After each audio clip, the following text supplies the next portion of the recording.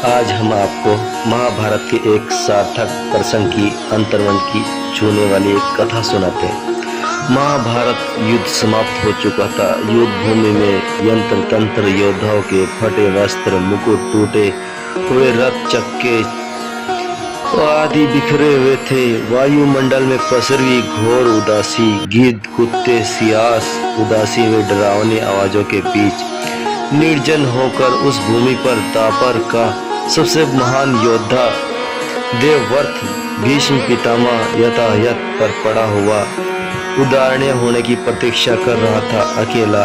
तभी उनके कान में एक परिचित ध्वनि सुनाई दी। घोलती हुई पहुंची, प्रणाम पितामह।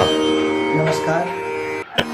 तभी उनके कानों में एक परिचित आवाज होती, प्रणाम पितामह। भीष्म के सूख चुके अंधार पर एक मरी हुई सी मुस्कुराहट तेरी उठ बैठी और आओ देवकी नंदन, स्वागत है तुम्हारा। मैं बहुत देर से तुम्हारा ही स्मरण कर रहा था। कृष्ण बोले, क्या कहूँ पितामह, आप तो यह भी नहीं पूछ सकता कि कैसे हो आप। भीष्म चुप रहे। कुछ क्षण बाद बोले, पुत्र युधिष्ठिर का राज्याभिषेक कर चुके केशव, उनका ध्यान रखना। परिवार के बुजुर्गों से रीति को चुके राज प्रसाद के उन अब सबसे अधिक तुम्हारी ही आवश्यकता है उन्हें। कृष्ण चुप रहे। भीष्म ने पुनः कहा, कुछ कहो केशव, बड़े अच्छे समय पर आए हो। संभवतः धरा छोड़ने पर पूर्व अनेक भ्रम समाप्त हो जाएंगे। कृष्ण बोले, कहिए ना पितामह, एक बात बताओ प्रभु, जब तो तुम ईश्वर हो ना। कृष्ण बीच में ही टोका, नहीं पितामह, मैं ईश्वर नहीं, मैं तो आपका पुत्र हूँ, ईश्वर नहीं। भीष्म उस घोर पीड़ा में भी ठटकर हंस पड़े और बोले, जीवन को स्वयं कभी आकलन नहीं कर पाया। कृष्ण सो नहीं जानता कि अच्छा रहा या बुरा रहा। अब तो धरा से जा रहा हूँ कन्हैया, अब तो ठगना छोड़ दे रे। कृष्ण जाने क्या भीष्म के पास सरक आए और उनका हाथ पकड़कर बोले, कहिए पितामह।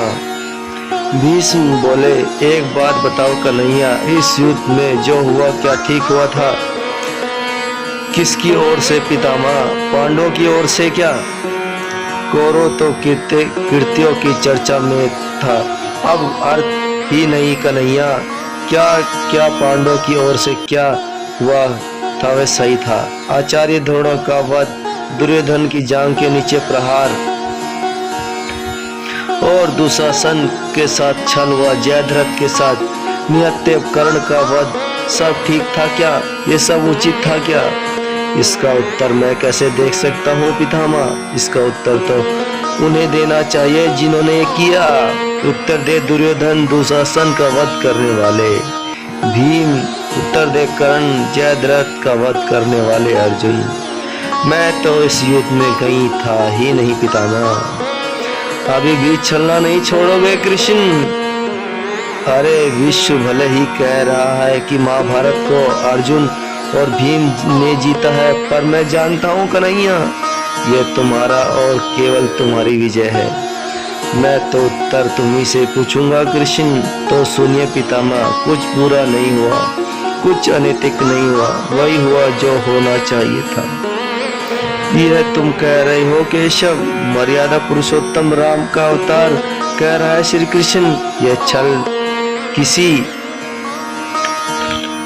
तो सुनिए पितामह, कुछ बुरा नहीं हुआ, कुछ अनैतिक नहीं हुआ, वही हुआ जो होना चाहिए था। यह तुम कह रहे हो केशव? मर्यादा पुरुषोत्तम राम का अवतार श्री कृष्ण कह रहा है। यह छल तो किसी युग में हमारे सनातन संस्कार का अंग नहीं रहा, फिर यह उचित कैसे हो गया उचित? इतिहास से शिक्षा ली जा सकती है पितामह। निर्णय वर्तमान की परिस्थिति पर आधार पर लेना पड़ता है। हर युग अपने तर्क और अपनी आवश्यकता के आधार पर अपना नायक चुनता है। राम नेत्र युग में नायक थे, मेरे भाग में द्वापर में आया था। हम दोनों का निर्णय एक सा नहीं हो सकता पितामह। नहीं समझ पाया कृष्ण, तनिक समझाओ। राम और कृष्ण की परिस्थिति में बहुत अंतर था पितामह। राम के युग में खलनायक भी रावण जैसे शिव भक्त होता था, तब रावण जैसे नकारात्मक शक्ति के परिवार में भी भीष्म, मंदोदरी, मल्यवान जैसी संत हुआ करते थे। तब बोले खलनायक परिवार में भी तारा जैसी विद्युती स्त्री और अंगद जैसे सज्जन पुत्र थे। उस युग में खलनायक भी धर्म का ज्ञान रखता था, इसलिए राम ने अनेक साथ कहीं छल नहीं किया। किंतु मेरे युग में भाग में जरासंध, दुर्योधन, दुशासन, शकुनी, जयद्रथ जैसे घोर पापी आए। उनकी समाप्ति के लिए छल उचित है। पितामह, पाप का अंत आवश्यक है। पितामह, वह चाहे जिस विधि से हो। तो क्या हुआ, इस निर्णय से गलत परंपरा का प्रारंभ होगा केशव? यह भी भविष्य तुम्हारी इन छलों का अनुसरण नहीं करेगा, और यदि करेगा तो क्या उचित होगा? भीष्म तो इससे भी अधिक नकारात्मक आ रहा है भविष्य में, तो इसलिए भविष्य में नकारात्मक ऊर्जाएं आ रही हैं, तो इसलिए कलयुग में तो इससे भी काम नहीं चलेगा। वह मनुष्य को भी कृष्ण से भी अधिक कठोर होना होगा, नहीं तो धर्म समाप्त हो जाएगा। जब क्रूर और नैतिक शक्ति का सत्य और धर्म का समूल नाश करने के लिए आक्रमण कर रही, तो नैतिक आर्थिक अर्थहीन हो जाती है पितामह। तब महत्वपूर्ण होता है धर्म की विजय, केवल धर्म की विजय। विषय को यही सीखना होगा कि पितामह, क्या धर्म का नाश हो सकता है केशव? और यदि धर्म का नाश होना ही है तो क्या मनुष्य इससे रोक सकता है? सब कुछ ईश्वर पर छोड़कर बैठ जाना मूर्खता है पितामह।